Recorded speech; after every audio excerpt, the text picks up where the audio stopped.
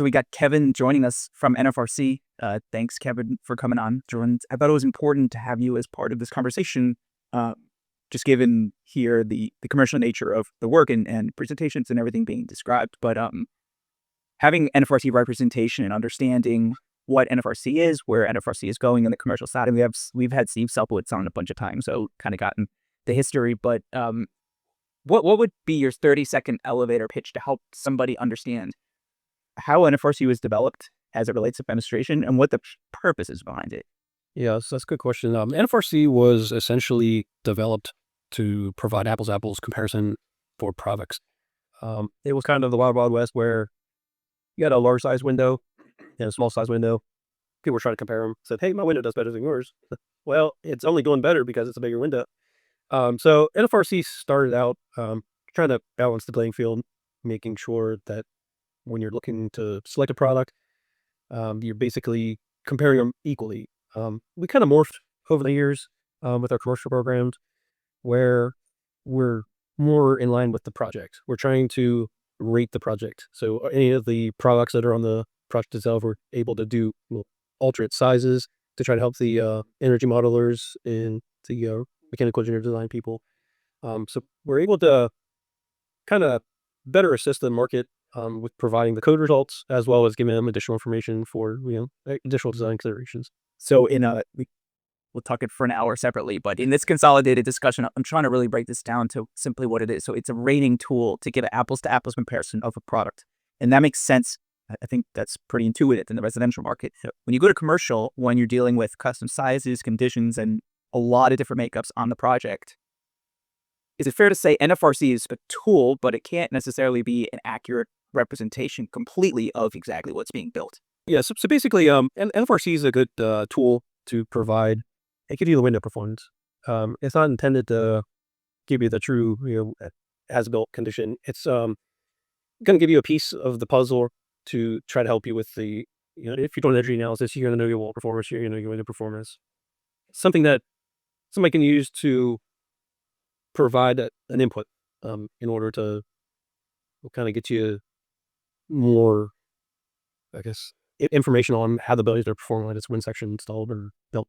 Do you think, given the nature of our industry, where it's going around thermal performance and understanding whole building performance from an energy modeling standpoint, has it become more challenging for people to take the performance route versus the prescriptive route? Or do you find teams are electing to take the prescriptive route because when they go down that whole building true performance, it opens up a whole new can of worms? I think it depends on the project, honestly. Performance, I think, is you're going to see more performance just because systems are getting better. Prescriptive, you're limited to what they're prescribing. You know what you're going to get, but with performance, it gives you more flexibility, gives you more opportunity to select new glazing, select maybe a new product. But yeah, I think using performance fuels, you definitely see. I think we're going to see more of it, honestly.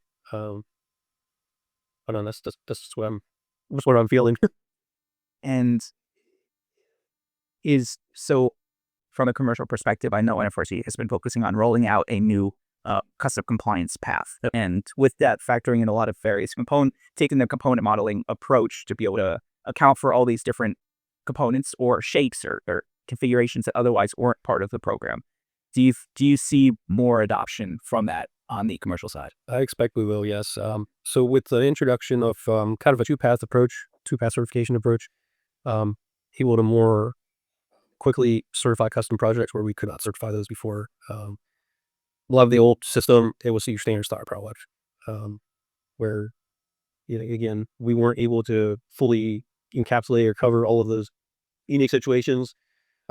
Still today, we're not able to include everything just because there's limited simulation procedures on how do you adequately or accurately characterize some of the conditions. You get 3D interactions that some of the tools and software just doesn't handle at this point. So as the tools improve, I think we'll be able to obviously include more, but we also need the methodologies on, we need to standardize it because somebody that's doing the modeling could do it one way. It could be accurate, but we don't know how everybody's doing it in the industry. So if we can standardize the procedure to engage or get more components within building. That'd be awesome.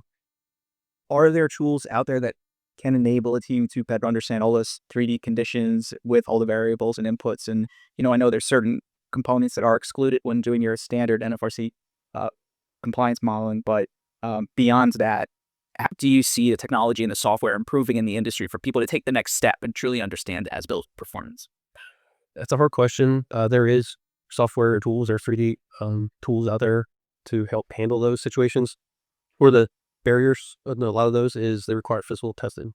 So you need to have a baseline validation input into these tools. So it's not as straightforward. I can do a simulation, quick analysis. There's still a lot of additional inputs or data that's required. So it's doable, but it's still not a simple, straightforward process.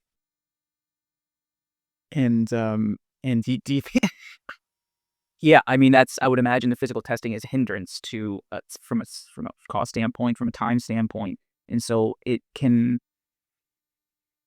you hope or wish to see more resources shared or somehow a way to find all this information compiled so that we can make all informed? I think what bothers me personally the most is that so much of this information is like hidden in the trouble knowledge kind of nature, but it's all consolidated hidden information that maybe select manufacturers or select modelers have readily available, but it's not like our industry really encourages those to share all those lessons learned. Like that's accurate. You said I want to say entity or each company, they have their own niche processes that they do it that way for years. Oftentimes they don't want to share it because they don't want have their people to Put all that time and resources and money into it. Why would they? They're not incentivized to share. exactly. And I feel like maybe there are some agencies or bodies that could spend more time on the R&D side. And if we could find a way to capture some of those dollars to put towards information that can be shared, I would only imagine it would better everybody. Absolutely. Kevin, thanks for coming on and looking forward to sharing more on what NFRC is doing in the commercial market. Thank you. Appreciate it.